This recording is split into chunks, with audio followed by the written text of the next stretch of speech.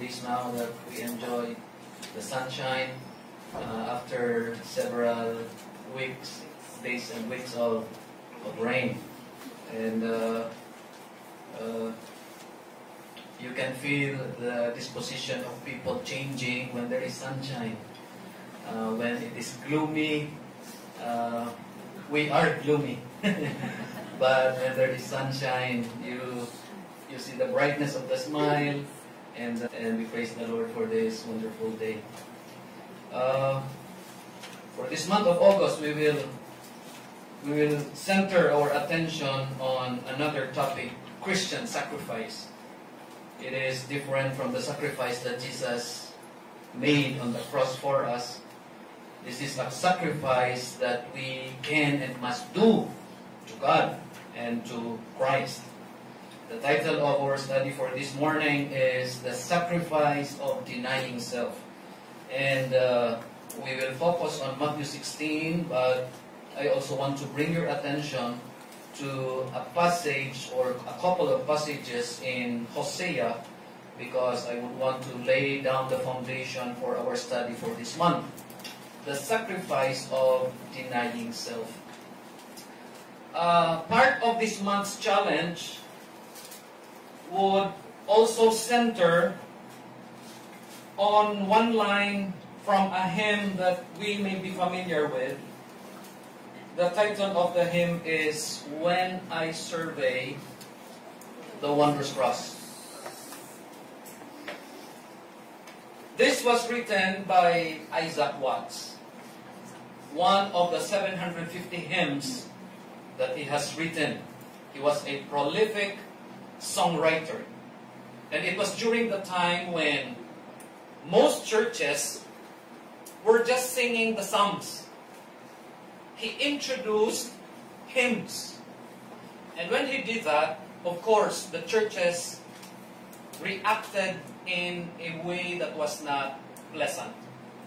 They accused him of being unbiblical and worldly because of the hymns that he did compose. But the hymn When I Survey the Wondrous Cross was the greatest hymn in the English language. You may be familiar with some other equally beautiful hymns, but this is considered as the greatest hymn in the English language. This hymn was Isaac Watts' expression of his gratitude to Christ when he meditated on the truth from the Word of God of how Jesus Christ gave up His life as a sacrifice to pay the payment of sin for the whole world. Out of gratitude, Isaac Watts composed this hymn. And here, at the last line of the last stanza, we find a threefold responsive pledge that Isaac Watts promised the Lord Jesus Christ. The line goes this way: love so amazing, so divine, demands my soul, my life, my own. And as we study God's Word about Christian sacrifice this month, we would also want to be challenged by these lines. Love so amazing, so divine, demands my soul, my life, my own.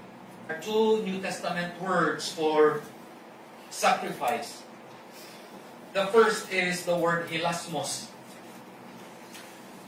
And it is defined as the sacrifice that turns away God's wrath against sinners. This word, hilasmos, is used for the work of Christ that He has done on the cross. This is the word used in 1 John 2:2, where it says, and He is the hilasmos for our sins. And not for ours only, but also for the sins of the whole world.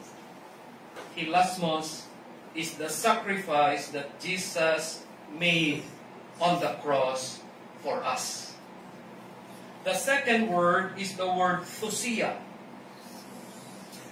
It is the sacrifice used for Christian living, giving, and serving. Take note of that. Because we cannot divorce these three things from the word thusia.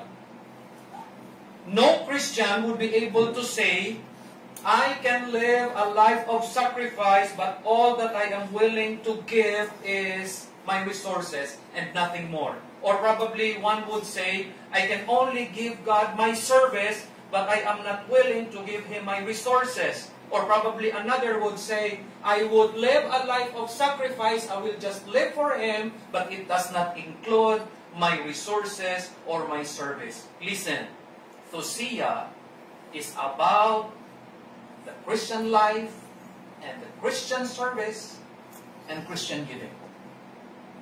It is the same word used in Romans 12:1. I beseech you therefore, brethren, by the mercies of God, that ye present your bodies a living thusia, a living sacrifice, and it includes both life and service and resources. Now you might wonder, you might ask, Pastor, what exactly is Christian sacrifice? Because there are Christians who think that Christian sacrifice is just simply doing what we should. What is expected of you, yun lang ang gagawin mo. However, it goes beyond that. Because Christian sacrifice is actually giving God what He is rightfully owed. Sa Tagalog pa, ito ang pagbibigay sa Kanya sa Diyos kung ano ang nararapat sa Kanya. That is Christian sacrifice. What He is rightfully owed. And so, we need to ask ourselves, as we live our lives for God, we need to ask ourselves, itong buhay ba na ito, this life that we live, that we should live for Him, is this what we rightfully owe Him? Is it enough? Or baka kulang? The resources that we give to God, the offerings that we give, the tithes that we return, ang tanong, are this the very things that we rightfully owe Him? Sapat ba? Or baka kulang? Is the service that we render sapat ba? Nararapat ba? Or is it lacking? Sacrifice in Christianity is giving God what He is rightfully owed. Pasensya po ninyo ang projector, on and off, parang Christmas light. I think it has something to do with the bulb.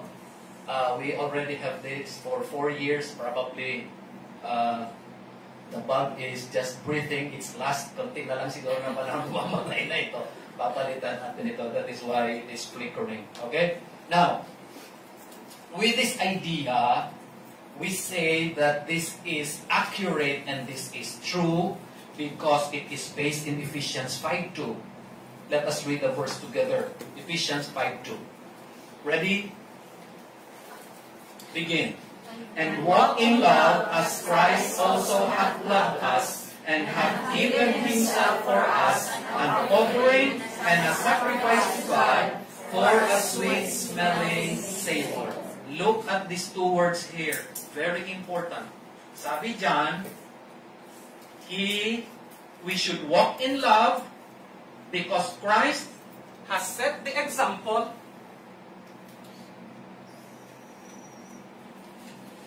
He gave Himself for us, look at the word, as an offering, hilasmos, and a sacrifice, thusia, to God for a sweet-smelling savor. Now, while Jesus has set the example for us, of course, hindi naman natin kayang gawin yung sacrifice na ginawa niya sa cross. We can never do hilasmos. but we can always certainly do Tosiya.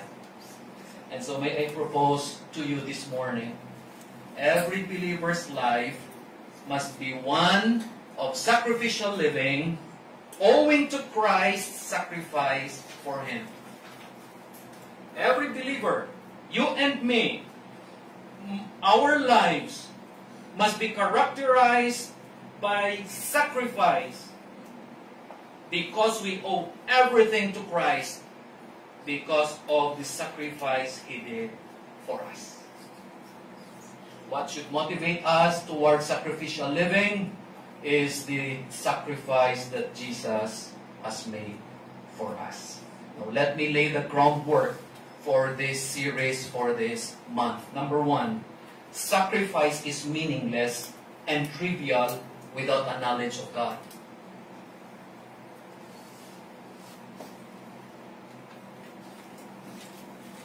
It is important, therefore, for us to possess this knowledge of God.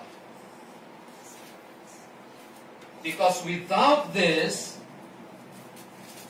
we can make sacrifice to God and for God, and yet this sacrifice can just become meaningless and trivial.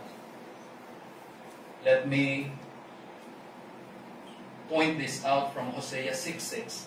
God said through Hosea, "For I desired mercy and not sacrifice, and the knowledge of God more than burnt offerings." And the background of this verse was that the people of God were contented to offer sacrifices and burnt offerings, but God was not satisfied. Why? Because they lacked love and they lacked the knowledge of God. Sabi ng Diyos sa kanila, God wanted more. Their love and their knowledge of Him. It is so easy to fall into the trap na sasabihin natin, all I can give God is my life or my service or my resources, and yet I am not willing to know more of Him. I remember a member in the church where I once pastored in Bukidnon. The couple would not go to church. They seldom did it. What they usually do every Sunday morning, they just drive and then they busina. They hit the car horn. Beep, beep. And then the caretaker of the church would go out and the couple would just hand over their offering and tithes. And they would just say, "You cannot go to church today. Please drop this sa offering bag." Do they know about sacrifice? Yes. But do they possess the knowledge of God? No. What is more important? Sabi ng Diyos, is love and knowledge of God more than sacrifice, more than burnt offerings.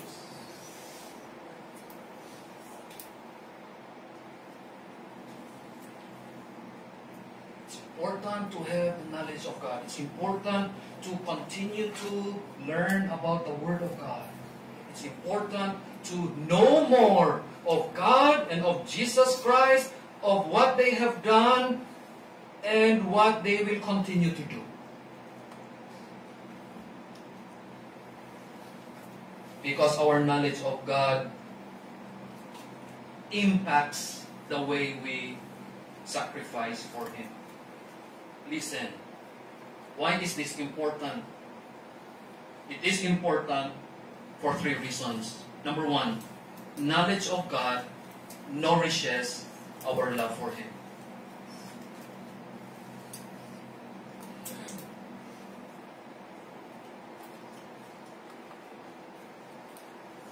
You want to love God deeper, you need to know Him more. Because you can never love a person whom you don't know. Hosea 6:4, O Ephraim, what shall I do unto thee? O Judah, what shall I do unto thee? For your goodness or love is as a morning cloud, and as the early dew, it goeth away. God was not accusing His people that they didn't love Him. No. They loved Him. What God was accusing His people was that their love for Him was just short-lived. Maiklik lang. And here, He compares that love to a morning cloud, to a fog. Alam niyo ba anong fog? No. Early in the morning, meron. Mid-morning, wala na. God compared the people's love to dew. Ano yan sa Tagalog? Hamog. Early in the morning, you see that on every blade of grass. Mid-morning, it disappears. The people of God loved Him, and yet they were guilty of a short-lived love. Why? Because, look at this, because they did not know Him. They did not know Him. We need to have knowledge of God if we want our love to be nourished towards Him. Second reason why knowledge of God is important. Knowledge of God promotes faithfulness to Him. Not only that it deepens our love for Him, it also promotes our faithfulness towards Him.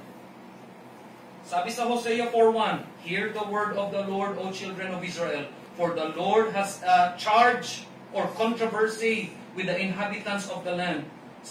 There is no faithfulness or steadfast love, and no knowledge of God in the land. Nakita nyo kung paano kabit-kabit itong mga bagay na ito? Because there is no knowledge of God, there is no love, neither is there faithfulness. Now, as Christians, we all need this. We need all of this. If we want to be true disciples of the Lord Jesus Christ, we need to live a life of sacrifice to Him and for Him. But it matters that we have this knowledge of God so that we will remain faithful, so that our love will continue to grow. Kasi kung wala ito, our commitment will be short-lived. Okay lang kung okay ang panahon. Pero kung nandyan yung challenge, we may fail in our faithfulness. The third reason why knowledge of God is important is because, sabi dito,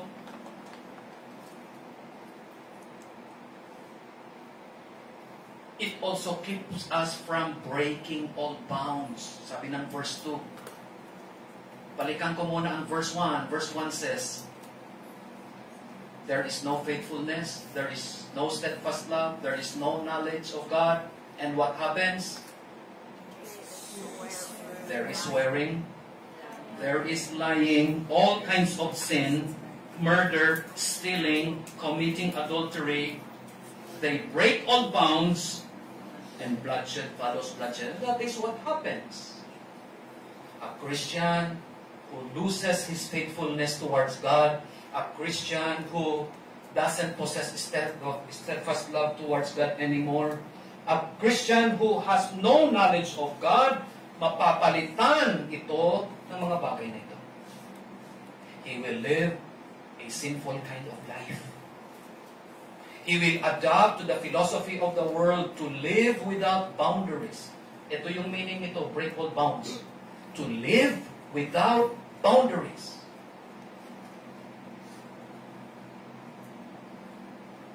There was a guy by the name of Alexander Pope. He was a writer. Sabi niya one time, do not study God, because the proper study of mankind is man. What he wanted to say is this: there is only one important thing to learn in the world, and that is man. Pag-aralan mo ang tao, That is what matters. Nakakalungkot lang because that is man-centered. Now, a pastor by the name of Charles Spurgeon has this to say. Sabi niya, the proper study of God's chosen is God. The highest study of a Christian is the Godhead. His name, His power, His virtue, His character. The Christian should study about God. Nakita niyo kung anong pagkakaiba? We need to know more of God. We agree with Charles Spurgeon and we would want to affirm this in our lives. We need to know more of God. But the third reason why knowledge of God is important is because it directs our zeal for Him. And we go now to Matthew 16. Knowledge of God is important because it directs our zeal, our enthusiasm for Him. Now, there are three things that Christ wants us to know from Malachi chapter 16. Okay? Let me just open that passage. There are three things that the Lord Jesus Christ wants His disciples to know about Him. Number one, we need to know about Christ's person.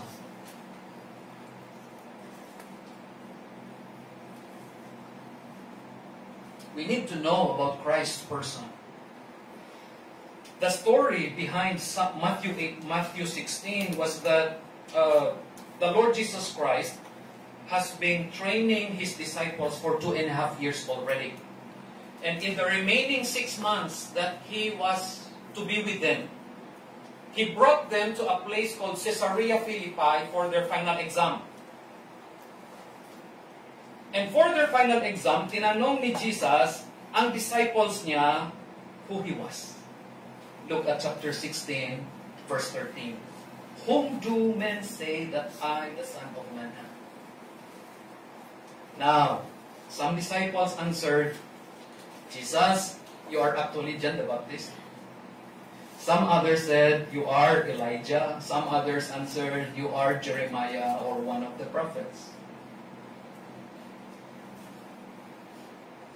The next question that Jesus asked was, but whom say ye? Para sa inyo, sino ako? It was Peter who answered. Sabi ni Peter, thou art the Christ, the Son of the living God. Jesus wants His followers to know His person. And the only way that we can know more of Jesus is to go to the Word. You read the Word. You read the Gospel of John. That is God's love letter to you. You read His parables. You find who Jesus is. You read every red word in your red letter edition Bible. You find the teachings of the Lord Jesus Christ. God in Christ wants us to know more about Christ's person. Do you know Jesus? Do you know Him in a personal way? Do you know Him as your Savior? Do you know Him as your Lord? You need to. You need to.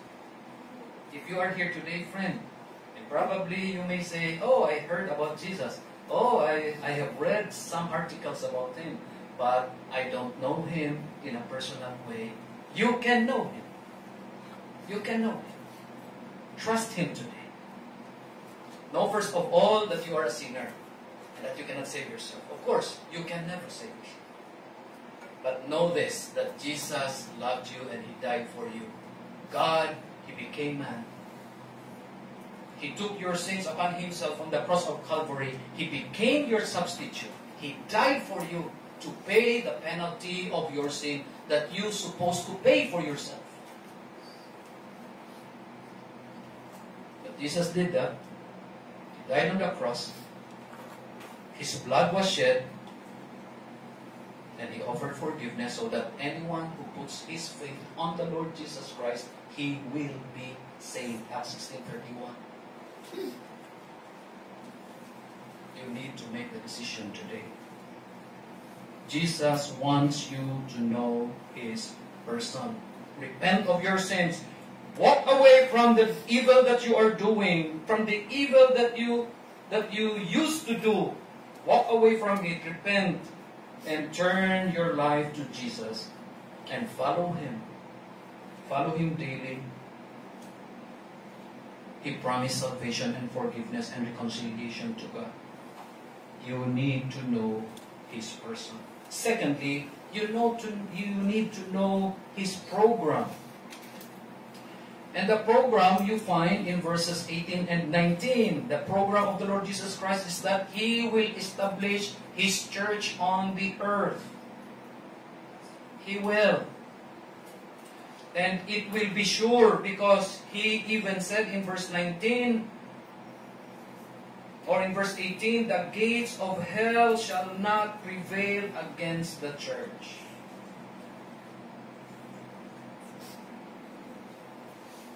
And whatever that the church decides on earth would have God's approval on it. Verse 19.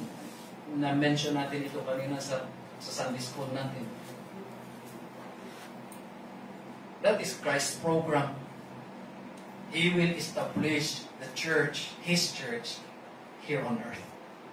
And this church would be composed of believers called out, ecclesia, to called out from the world, to follow the Lord Jesus Christ and to live for Him and to serve Him, to live lives of sacrifice for Him. But not only that, we also need to know His plan. And you find that in verses 21 to 26. And the plan of Christ is this. He will suffer, and He will die, and He will be buried. But after 3 days He will rise again, and He will gather to Himself followers who will live sacrificial lives. Followers who will be willing to take up their crosses and follow Him. That is the plan of Christ. Ito makikita natin sa verses 21 to 26. Now again, the question, do you know Christ's person? Do you know His plan? Do you know His program? Do you know that when you decided to follow Jesus, as what the choir has encouraged us, has challenged us through their song, do you know that when you decided to follow Jesus, it means that you will live a sacrificial kind of life. You will carry your cross and follow Him. And so the second point is this. Not only that sacrifice is meaningless and trivial, without a knowledge of God, but secondly, the Christian's life is a life of sacrifice. It involves two things. First, it involves a denying of self. And denying of self simply means the giving up of meaningless things or activities for a good purpose. The ability to discern ano yung nararapat. The ability to ask ourselves, are these activities, while they are good in themselves, are these things, while they are harmless in themselves, are they for a good purpose? Because sometimes in our lives, we spend our resources and our strength, we invest our abilities and our talents and gifts on things and activities that have no good purpose.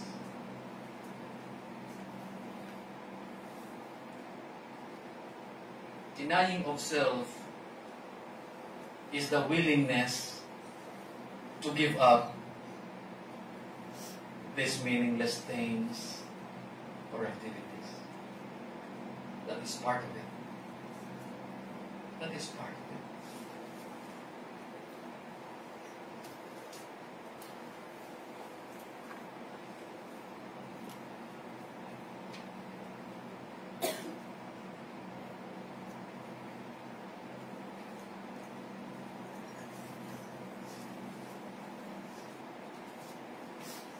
The world is struggling with this idol that they have in their living rooms. The idol that is called TV.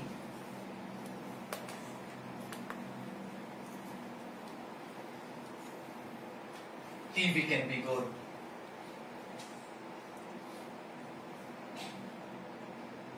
It can help you to know what is happening in the world. But when you spend hours and hours watching TV, it makes you become passive. Na hindi mo na nagagamit yung analytical mind mo kasi nanonood ka na for several hours. While it is a good thing, it can become meaningless. Because there are other better activities that you can do for a good purpose.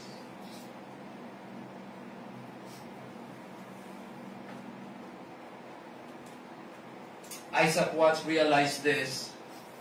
On the second stanza of the hymn, sabi niya, "Forbid it, Lord, that I should boast, save in the death of Christ my God." Listen to this.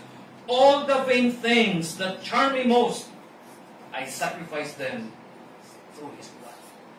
Isaac Watts was able to identify what were these vain things. At alam niya, this would not help a bit towards a good purpose. At ano ang kanyang resolution dito? I sacrifice them through His blood.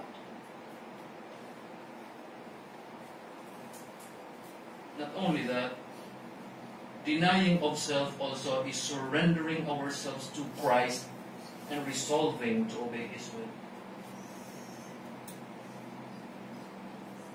Sabi dito, "If any man will come after me, let him disregard himself and take up his cross and follow me." The willingness to surrender ourselves to Christ and having the resolve to obey His will. Again, Isaac Watts expressed this in the last stanza of his hymn, where he said, "Where the whole realm of nature mine, that were at present far too small, love so amazing, so divine, demands my soul, my life." Not only that it involves a denying of self, it also involves a taking up of a cross. And this phrase simply means we live a life of sacrifice. There should be a willingness to walk on the road of sorrow and suffering and possible death, holding on to the hope of the resurrection.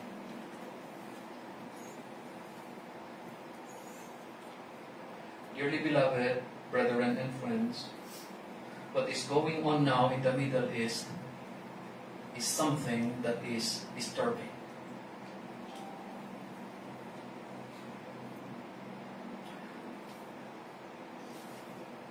What Israel did to punish those who were responsible for the October 7 attack, they were executing, they were killing commanders and political figures. This may result to retaliation. And so the political situation in the Middle East is very volatile right now. The entire Middle East is sitting on a powder keg anytime puputok yung gulo and it would spill over to other places in the world. Ang concern natin, mga Christians, ito. When radicals will decide to kill left and right, to retaliate. At wala silang pipiliin. They will kill Christians. They will. They have pledged, they have vowed to kill Christians. They call Christians infidels.